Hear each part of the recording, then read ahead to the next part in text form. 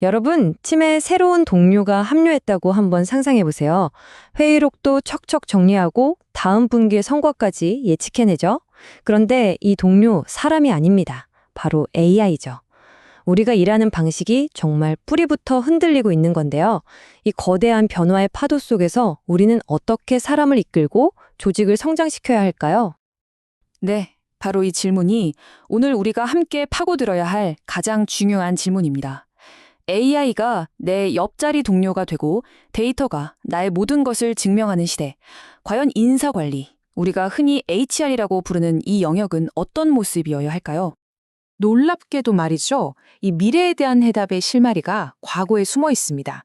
사람을 관리하는 방식이 지난 100년 동안 어떻게 진화해 왔는지 그 흥미진진한 여정을 지금부터 한번 따라가 보겠습니다. 자, 첫 번째 변화의 파도를 한번 보죠. 바로 통제에서 몰입으로의 전환입니다. 모든 것의 시작은 저 공장의 컨베이어 벨트였어요. 직원을 최대한 효율적으로 통제해서 생산성을 뽑아내자는 생각, 바로 여기서부터 현대 HL의 역사가 시작됩니다. 여기 왼쪽을 한번 보세요. 이게 바로 과거의 모습입니다. 직원을 규칙으로 꽉 묶고 효율성을 쥐어짜는 데만 집중했죠. 왜냐하면 사람을 비용으로 봤으니까요. 그런데 오른쪽은요? 이건 뭐 완전히 다른 세상이죠. 직원의 가치와 잠재력을 투자로 보고 자율성을 줘서 스스로 일에 푹 빠지게 만드는 것. 이게 바로 지난 100년간 일어난 어마어마한 패러다임의 전환입니다. 이 흐름을 보시면 모든 게 이해가 됩니다.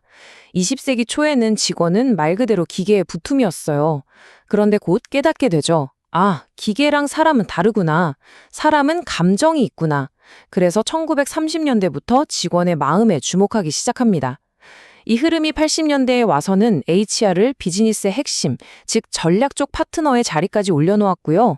그리고 바로 지금 우리는 AI라는 새로운 변수와 함께 또 한 번의 거대한 전환점 위에 서 있는 겁니다. 자, 그럼 이제 과거 여행은 마치고 바로 지금 2025년으로 돌아와 볼까요? 구글이나 네이버 같은 이 시대에 가장 앞서 나가는 기업들은 도대체 어떤 HR 전략으로 인재 전쟁에서 이기고 있을까요? 그 비밀 플레이북을 살짝 열어보겠습니다. 2025년을 관통할 5가지 핵심 트렌드입니다. 바로 이 5가지가 앞으로의 HR을, 아니 우리 회사의 미래를 결정지을 로드맵이라고 할 수 있죠. 하나씩 한번 제대로 뜯어보겠습니다. 첫 번째는요, AI와의 통합이 훨씬 더 깊어졌다는 겁니다. 이제 AI는 이력서나 걸러내는 단순한 필터가 아니에요. 여러분의 강점과 약점을 싹 분석해서 다음 분기에는 이 프로젝트 한번 맡아보시는 게 어때요? 라고 먼저 제안하는 아주 똑똑한 커리어 코치가 되어가고 있습니다.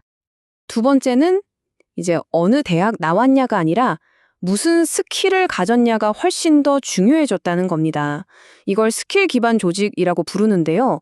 마치 게임 캐릭터가 새로운 스킬을 배우듯이 회사들이 직원들이 끊임없이 새로운 능력을 장착하도록 돕고 프로젝트에 따라서 필요한 스킬을 가진 사람들을 유연하게 착착 조합하는 거죠.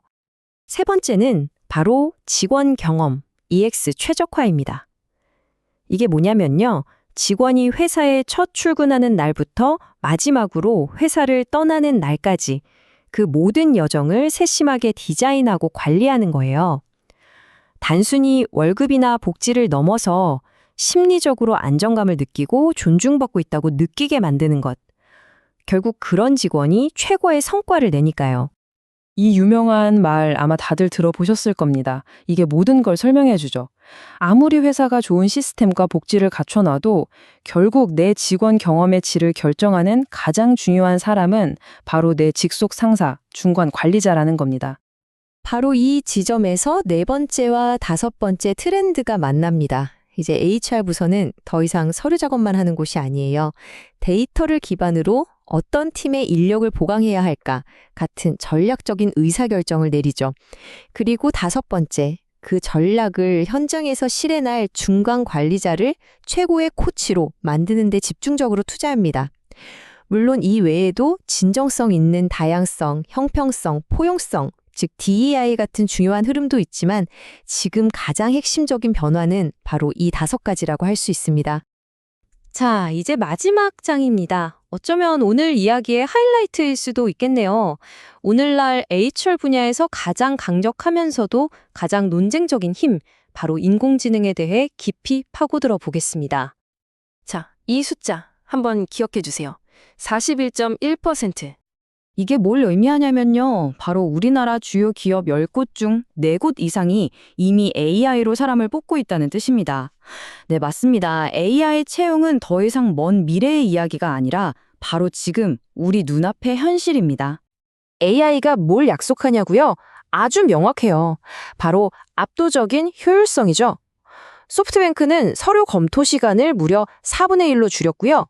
유닐레버는 1년에 7만 시간을 절약했대요. 사람이 하던 단순 반복 업무를 AI가 대신해 주니까 채용 담당자들은 더 본질적인 일에 집중할 수 있게 된 거죠. 하지만 이 눈부신 약속의 이면에는 아주 서늘하고 어두운 그림자가 존재합니다. 바로 아마존의 너무나도 유명한 실패 사례죠. 이들이 야심차게 도입한 AI 채용 시스템이 과거 데이터를 학습하더니 여성 지원자들을 조직적으로 차별하기 시작한 겁니다. 인간의 편견을 그대로 배운 것도 모자라 오히려 더 증폭시켜버린 거죠. 이 아마존의 사례는 우리에게 아주 근본적인 질문을 던집니다. 기술이 아무리 발전해도 결국 가장 큰 장벽은 신뢰의 문제라는 걸요. 우리는 과연 기계가 내리는 인간에 대한 평가를, 나에 대한 평가를 온전히 믿을 수 있을까요? 보세요. 구직자 3명 중에 2명, 그러니까 67.7%는 여전히 사람이 직접 진행하는 채용을 더 선호합니다. AI를 믿겠다고 하는 사람은 3명 중 1명에 불과한 거죠. 기술의 발전 속도와 사람의 마음 사이에는 이토록 커다란 불신의 강이 흐르고 있습니다. 이 불신의 뿌리는 꽤 깊습니다. 지원자들은 AI가 편향된 데이터를 통해서 성별, 학벌, 나이 같은 민감한 정보를 멋대로 추론하고 차별적인 결과를 낼까봐 두려워하는 거죠. 심지어 여러분이 맥을 쓰는지 윈도우 PC를 쓰는지 같은 사소한 정보로 사회 경제적 지위까지 추측할 수 있다는 겁니다. 좀 무섭지 않나요? 그렇다면 해결책은 뭘까요? 이 편리한 기술과 인간의 존엄성 사이에서 우리는 어떻게 균형을 잡아야 할까요? 신뢰를 쌓는 방법 3단계로 정리해 드릴게요. 첫째, 깨끗한 물을 주듯이 편견 없는 깨끗한 데이터로 AI를 학습시켜야 합니다. 둘째, 평가 과정을 투명하게 공개해서 블랙박스라는 의심을 없애야죠. 그리고 마지막, 이게 가장 중요합니다. AI에게 운전대를 맡기더라도 브레이크는 반드시 인간이 쥐고 있어야 합니다. 최종 결정의 순간에는 반드시 인간의 판단이 개입해야 한다는 뜻입니다. 핵심은 바로 이겁니다. AI의 목표는 인간을 대체하는 게 아니에요. 오히려 우리를 더 인간적인 일에 집중하게 만들어주는 강력한 조력자라는 것. 단순 반복 업무에서 해방된 HR 전문가들이 직원들과 더 많이 소통하고 그들의 성장을 돕는 가장 인간적인 일에 집중하게 하는 것. 바로 이게 기술이 가야 할 진짜 방향 아닐까요? AI가 내 옆자리 동료가 되는 세상, 이미 시작됐습니다. 효율성과 인간성, 이 두 가지 가치를 모두 지키기 위해 우리는 무엇을 해야 할까요? 그 정답은 거창한 보고서가 아니라 바로 내일 여러분이 출근할 그 일터에서 찾아야 할 것입니다.